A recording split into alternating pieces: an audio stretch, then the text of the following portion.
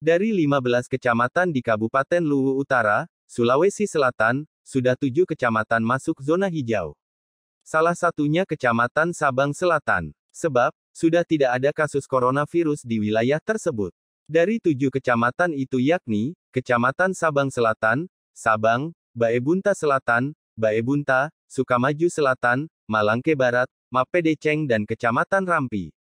Ini sesuai data pantauan COVID-19 yang dikeluarkan Satuan Tugas Percepatan Penanganan Corona Lutra per Minggu tanggal 26 September tahun 2021 kemarin.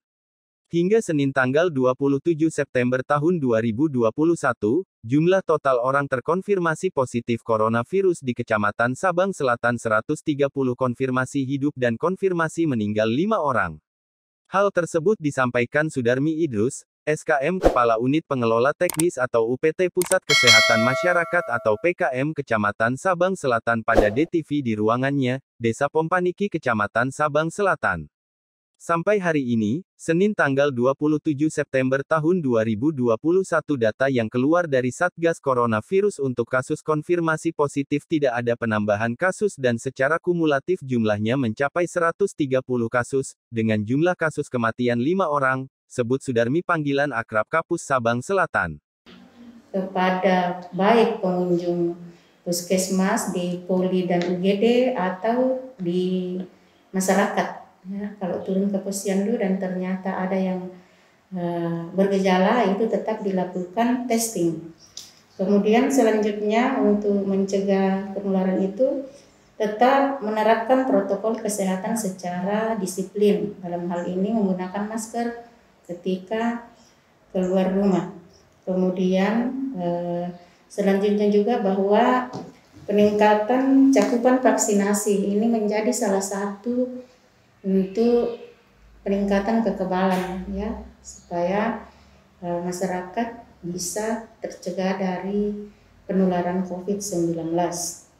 Untuk Bu, saya potong sebentar. Untuk anak pelajar itu apakah jemput bola namanya atau kita disuruh datang di puskesmas atau bagaimana? Iya, untuk anak sekolah Pak, kami harus turun mobile karena banyak hal yang kita pikirkan. Ketika misalnya mereka datang, anak sekolah kan banyak ya, jumlahnya banyak, jangan sampai bergerombol datang, kemudian ada mungkin salah satu dari situ bisa saja terjadi kontak lagi. Jadi kita upayakan tidak ke puskesmas. Jadi kami akan melakukan mobile dari sekolah ke sekolah. Nah jadwal itu sudah ada, jadi kami mulai hari Selasa ini besok di SMP Rantebone. Besok selanjutnya SMP 1 Dandang. Dan itu jadwal kami sudah kirim hari ini. Ya, jadi untuk anak sekolah kami upayakan untuk mobile. Jadi kami akan melakukan di semua sekolah. Kalau saya di SMP di Rantebone itu di mana Bu?